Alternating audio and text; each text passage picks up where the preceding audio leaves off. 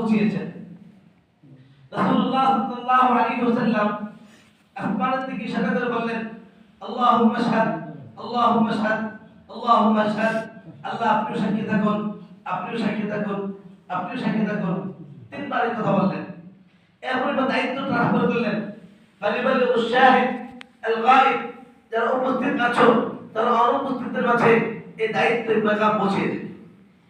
রাসূল আসবে না, এই রাসূলের দায়িত্ব কিয়ামত পর্যন্ত এই মুসলমানদের উপরে, এই মুসলিম জাতির উপরে, বিশেষ করে উলামায়ে কেরামের উপরে যারা নেতৃত্ব দেবে, তারা অন্যদেরকে ডেকে এই কাজটা করাবে। এখন প্রশ্ন হলো, আল্লাহ সুবহানাহু ওয়া তাআলা এই কাজের কথা বলেছেন। আল্লাহ আমাদেরকে পাঠিয়েছেন এই কাজের জন্য। কুনতুম খায়রা উম্মাতিন উখরিজাত লিন-নাস, তোমরা শ্রেষ্ঠ জাতি, তোমাদেরকে বের করা হয়েছে, তোমরা বের হও নাই, তোমাদেরকে বের করা হয়েছে, তোমরা বের হও নাই। উখরিজাত আই খুলিকাত, তোমাদেরকে সৃষ্টি করা হয়েছে। লিন-নাস, লি মানে জন্য, নাস মানে মানুষ। হিন্দুরা মানুষ কি না? সন্দেহ আছে এটা কোন জানা?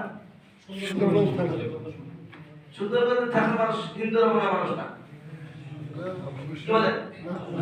ওইটা তো সবাই বলতেন এই সুন্দরবনের হিন্দুরা মানুষ, মানুষ খ্রিস্টানরা মানুষ।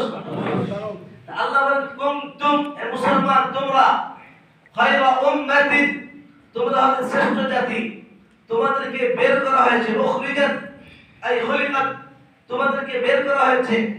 লিন-নাস, লি মানে জন্য, নাস মানে মানুষ। কিন্তু মুসলিম খ্রিস্টান যারাই মানুষ, সকল মানুষের জন্য তোমাদেরকে বের করা হয়েছে। কি করবে মানুষদেরকে? তা'মুরুনা বিল মা'রুফ আই তা'মুরুনা বিত তাওহীদ, এই হিন্দু নামের মানুষকে একত্ববাদের দাওয়াত দেবে। তানহাউনা আনিল মুনকার আই তানহাউনা আনিশ শিরক, এই হিন্দু নামের মানুষকে, খ্রিস্টান নামের মানুষকে শিরক থেকে বাধা প্রদান করবে। এটা আমাদের দায়িত্ব ছিল যে অমুসলিমদেরকে আমরা দাওয়াত দেব, আমাদের কি এই দায়িত্ব আদায় না করলে আমরা গুনাহগার হব। শুধু গুনাহগারই না, আল্লাহ পাকের কাছে জিজ্ঞাসিত হব। আল্লাহ পাক বলেন, ফালানাসআলান্নাল্লাযীনা উরসিলা ইলাইহিম ওয়া লানাসআলান্নাল মুরসালিন, লানাসআলান্না, আমি যাদেরকে পাঠিয়েছি, যাদের কাছে পাঠিয়েছি উভয়কে অবশ্যই অবশ্যই আমি জিজ্ঞাসা করব। এই ওলামায়ে কেরাম আছে দেখেন, আলহামদুলিল্লাহ। বলুন তো, লানাসআলান্না কোন সিগা? বাহাস লামে তাকিদ কয়টা? দুইটা। সাকিলা না খাফিফা? দুইটা। ভারী না পাতলা? ভারী। হালকা না মজবুত? মজবুত। আল্লাহ পাক ভারী মজবুত দুই তাকিদ দিয়ে বলছেন, অবশ্যই অবশ্যই রাসূল এবং মুরসাল যাদেরকে পাঠিয়েছি, যাদের কাছে পাঠিয়েছি উভয়কে আমি নিশ্চয় জিজ্ঞাসা করব, অবশ্যই জিজ্ঞাসা করব। আল্লাহ পাক আমাদেরকে জিজ্ঞাসা করবে, তোমরা তোমাদের প্রতিবেশী অমুসলিমদের কাছে ইসলামের দাওয়াত দিয়েছে নাকি দেওয়া নাই? অমুসলিমদেরকে আল্লাহ জিজ্ঞাসা করবেন, এই মুসলমানরা তোমাদেরকে ইসলামের দাওয়াত দিয়েছে নাকি দেয়নি? এবার দাওয়াত না দিয়ে এই কথা কি বলার সুযোগ আছে যে আমরা দাওয়াত দিয়েছি? আর তারাও দাওয়াত না পেয়ে জাহান্নামে জ্বলার জন্য আমাদের কি বাঁচাই দেবে? আর পারলে আর ধরবে, পাইলে বলবে না পাইনি। সম্মানিত হাজিরিন, আমাদের কাছ থেকে হারিয়ে যাওয়া একটা কাজ, যেটা একটা গুরুত্বপূর্ণ কাজ, সকল নবীওয়ালা কাজ, আম্বিয়াওয়ালা কাজ, অমুসলিমদের দাওয়াত, এই দাওয়াতটা, এই কাজটা আমাদের কাছ থেকে চলে গেছে, যে কারণে আমরা আজকে বাধ্যতায় পরিণত হয়েছি, আমাদেরকে দাওয়াত দেওয়া হচ্ছে।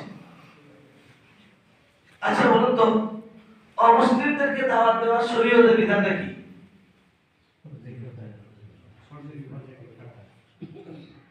এই যে টুপি পরেছি, টুপি পরার শরীয়তের বিধান কি? সবাই বলুন, যারা জানে। পাগড়ি পরার শরীয়তের বিধান কি? পাঞ্জাবি পরার শরীয়তের বিধান কি? অমুসলিমদেরকে দাওয়াত দেওয়ার শরীয়তের বিধানটা কি? অমুসলিমদেরকে দাওয়াত দেওয়ার শরীয়তের বিধান হলো ফরজে কিফায়া। ফরজে কিফায়া কাকে বলে? ফরজে কিফায়া বলে এমন একটা কাজ, যে কাজটা সকলের উপর দায়িত্ব, সকলের পক্ষ থেকে কিছু মানুষ যদি কাজটা আদায় করে দেয়, তাহলে সকলের পক্ষ থেকে কাজটা আদায় হয়ে যাবে। কিছু মানুষ যদি কাজটা আদায় করে দেয়, সকলের পক্ষ থেকে হয়ে যাবে। একটা উদাহরণ দেন তো দেখি। জানাজার মধ্যে তাকবীর তাকবীর, একজন লোক মারা গেল, পরে মরবে মারা গেলেন, এবার ওনার দাফন কাফন সম্পূর্ণ করা এলাকা সকলের দায়িত্ব। সকলের পক্ষ থেকে কিছু মানুষ যদি এই কাজটা সম্পূর্ণ করে দেয় তাহলে সকলের পক্ষ থেকে কি হয়ে যাবে? কিন্তু 100 মানুষ মিলেও যদি কাজটা আদায় না হয় কত থেকে বাধা হবে? 1000 মানুষ মিলেও যদি কাফন দাফন না হয় কত থেকে বাধা হবে? যদি একজন ব্যক্তিও কাজটা সম্পূর্ণ করে দেয় কত থেকে আদায় হবে? মুফতি সাহেবের কাছে ফতোয়া চাইলে উনি বলবেন কাজটা ঠিক হয় নাই, সুন্দর হয় নাই, তবে কাজটা যেহেতু শেষ হয়ে গেছে কত থেকে আদায় হয়ে গেছে। এবার বলেন মুসলিমদেরকে দাওয়াত দেওয়া এরকম থেকে সকল মানুষের পক্ষ থেকে কিছু মানুষ এমন থাকবে যারা অমুসলিমদেরকে দাওয়াত দেবে, আর যারা দাওয়াত দেবে তাদের ভরণ পোষণ থাকা খাওয়া ইত্যাদি যা আছে এই দায়িত্বগুলো অন্যরা নেবে। আমার পক্ষ থেকে তারা কাজ করে দিচ্ছে। এই জন্য একটা দোকানে কামলা কাজ করে, এই কামলা সব খরচ দিয়ে বহন করে। কেন? যে আমি একা দোকানের কাজ সম্পূর্ণ করতে পারতেছি না, আমার কাজটা সে করে দিচ্ছে, এই জন্য আমি তার বাকি কি করতেছি। ঠিক আমার আপনার প্রত্যেকের দায়িত্ব ছিল এই এলাকার সকল অমুসলিমদেরকে দাওয়াত দেওয়া। আমাদের পক্ষ থেকে কিছু মানুষ যদি এই কাজটা আদায় করে দেয় সকলের পক্ষ থেকে কাজ আদায় হবে। দাওয়াতের কাজ আদায় করা মানে হলো সকল অমুসলিমদের কাছে এই পরিমাণ লোক থাকতে হবে যাতে সকল অমুসলিমদের কাছে ইসলামের পয়গাম পৌঁছে যায়, ইসলামের দাওয়াত পৌঁছে যায়। মুসলমান বানানো জরুরি না, মুসলমান হওয়া জরুরি না, কিন্তু দাওয়াতটা পৌঁছানো হলো জরুরি। এবার বলেন আমাদের পুরো সুন্দরগঞ্জে জানাজার নামাজ সম্পূর্ণ হতে হলে কমপক্ষে 4 জন লোক দরকার। একজন ইমাম 3 জন মসজিদে 4টার খুঁটি ধরে 4 জন নিয়ে যাবে, অবনের উপর দিক থেকে 2 জন ধরে নামাবে, নিচের থেকে 2 জন ধরবে। এবার বলেন যদি জানাজার উপর কিয়াস করি 4 জন পুরো সুন্দরগঞ্জ গাইবান্ধা জেলা, পুরো গাইবান্ধা জেলা থেকে আমাকে 4টা মানুষ দেখান, যে 4টা মানুষ আমাদের সকল উলামাদের পক্ষ থেকে, সকল তাবলীগের সাথীদের পক্ষ থেকে, সকল হকানি পীর মাশায়েখের পক্ষ থেকে, সাধারণ মুসলমানের পক্ষ থেকে, সব শ্রেণীর মানুষের পক্ষ থেকে এই 4 জন মানুষ একটা ফরজে কিফায়া, একটা ফরজ আমার মাথা থেকে সরানোর জন্য আদায় করতেছে। যারা ফরজে কিফায়া আদায়ের জন্য আমার পক্ষ থেকে মেহনত করতেছে এমন 4টা মানুষের নাম বলে। আংশিক না, মাঝে মাঝে বলি এমন না, ফুল টাইম যারা আমার পক্ষে এই কাজই করে পুরা জেলা নাই। তার 3 জন দেখেন। আচ্ছা তাও নাই, তার 2 জন দেখেন। আমার পক্ষ থেকে ফরজের গুনাহ মাফ করার জন্য 2 জন লোক আমরা তাদের ভরণ পোষণ টাকা পয়সা ব্যবস্থা করতেছি। আচ্ছা তাহলে একজন দেখেন। আমি তো ফুল দেই না, আমি মাত্র বলতে পারি। তারপর নোয়ানের তালিম করার বোর্ডের এই বিভাগের এই উপজেলার জিম্মাদার আপনি আংশিক দেখি, ঠিক আছে, ফুল দেয় বলেছে, ফুল দেয়। এবার আপনারা বলেন তাহলে আমরা কি ফরজ থেকে আদায় করতেছি? আচ্ছা আরেকটা প্রশ্ন, নফলের গুরুত্ব বেশি না সুন্নতের গুরুত্ব বেশি? সুন্নতের গুরুত্ব বেশি না ওয়াজিবের গুরুত্ব বেশি? ওয়াজিবের গুরুত্ব বেশি না ফরজের গুরুত্ব বেশি? কিফায়া হোক আর আইন হোক, হুকুমটা কিন্তু ফরজ। কিফায়া আর আইন পদ্ধতির ক্ষেত্রে পার্থক্য। আইন হোক আর কিফায়া হোক, জিনিসটা কি? আপনাদের এই মসজিদের ইমাম সাহেব আছেন এখানে? আচ্ছা আপনাদের এই নেতাল করিম সাহেব, মুফতি নেতাল করিম সাহেব, মাওলানা নাজার করিম সাহেব, আপনাদের ইমাম সাহেব, সম্মানিত ইমাম সাহেব, উনি যদি 1 সপ্তাহ টুপি আর পাঞ্জাবি ছাড়া শুধু লুঙ্গি আর গেঞ্জি পরে ইমামতি করে, ওনার ইমামতি থাকবে? যেন উনি তো মাত্র মুতামিম, আর কত লোকজন পরিচিত আছে, কত সম্মানিত মানুষ, কি বলেন? আপনাদের ক্ষেত্রে যদি ইমাম সাহেব যদি 1 সপ্তাহ 103 দিন টুপি আর পাঞ্জাবি ছাড়া ইমামতি থাকবে? অপরাধ কি বলতো? অপরাধ কি? সুন্নত খেলাফ করার কারণে ইমামতি শুনে যায়। আর আমি ইমাম মুক্তাদি মুসল্লি মিলা আমরা যে ফরজ তরক করতেছি, ফরজ তরক সবার কাছে গোলার কাজ। কি বলে আপনাদের ফরজ বাদ দেওয়া সবার কাছে গোলার কাজ। আচ্ছা আমি যে গুনাহগার এর মধ্যে আমার মধ্যে আছে,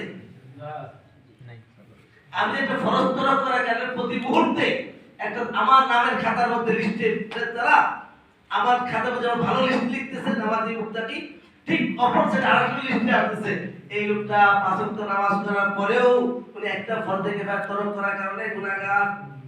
এই লোক হজ করার পরেও পাঁচ ওয়াক্ত নামাজ সব আমল করার পরেও একটা ফরজ তরক করার কারণে ওই তারিখে ফরজ থেকে তরককারী এই লিস্টের মধ্যে ওনার নামটা আছে। আমার লিস্টে যেমন পাঁচ ওয়াক্ত নামাজের খাতা আছে, আবার ফরজ তরক করার ওই লিস্টে আমার নাম, কিন্তু আমার ওই লিস্টে মানে একজন লোক মসজিদের সভাপতি করে আবার চুরি করে ডাকাতি করে মানুষের কান করে খায়। এই লোকের লিস্ট দুই রকম হয়, মসজিদের সভাপতি ভালো খাতাও লিস্ট হয়, আবার ওইদিকে সমাজের মাল লুটপাট করে সম্পদ লুটপাট করে আর জন্য ক্ষতি করে ওই খাতা তো নাম হয়। আমার যেমন একদিকে ভালো খাতা নাম আছে কিন্তু খারাপ খাতাও তো নাম আছে।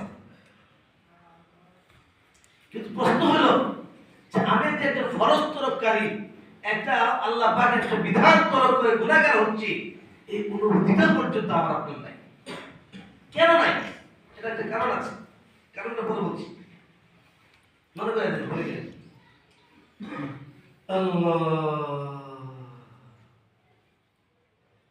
রাসূলুল্লাহ সাল্লাল্লাহু আলাইহি ওয়াসাল্লাম আপনাদের খারাপ লাগতেছে খোদা লেগেছে তো সবার প্রতিদিন দর্শক খানা খানা আনায় রাখে অর্ডার দিয়ে রাখে যেগুলো সবাই ছেড়ে দিতে হয়।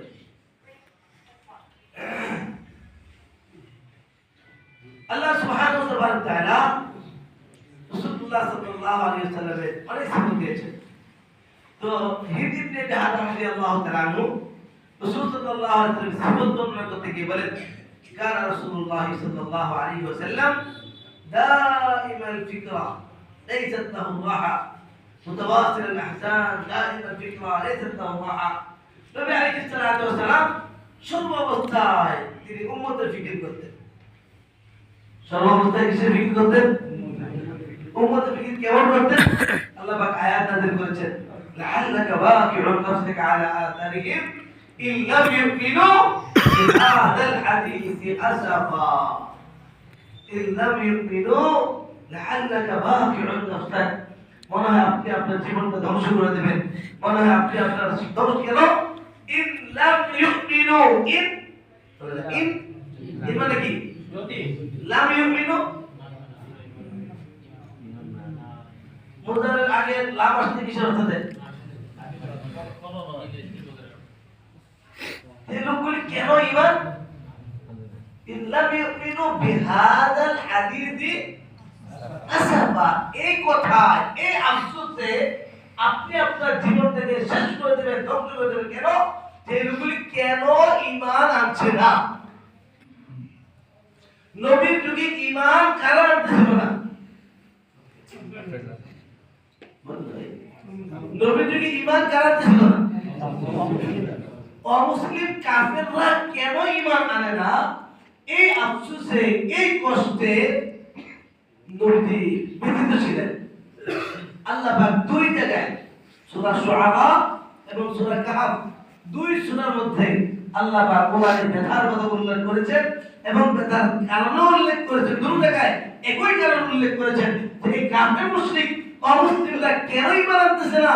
এই আফসোসে নবীর ব্যথা কষ্ট।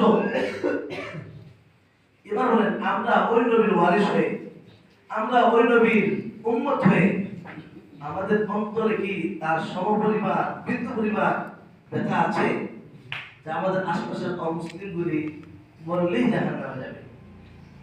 আশপাশের অমুসলিম মরলে কোথায় যাবে? কত বছর চলবে? খালিদিনা ফিহা চিরকাল জাহান্নামে যাবে, চিরকাল। যা শুরু আছে শেষ নেই, যা শুরু আছে এই লোকগুলিকে আমরা কোনোদিন বলেছি ভাই তুমি মরবা তো জাহান্নামে যাবা, হিন্দু বাড়িতে যদি আগুন জ্বলে তাহলে পানি দিয়ে আমরা বসে থাকবো আগুন নিভাতে যাবো? আমাদের বাড়িতে আগুন জ্বলে হিন্দুরা বসে থাকবো নিভাতে আসবে? দুনিয়ার আগুনে যদি ত্বক পড়ে যায় ওষুধ দিয়ে ত্বক ফিরিয়ে আনা সম্ভব। যদি বাড়ি ঘর পড়ে যায় টাকা পয়সা দিয়ে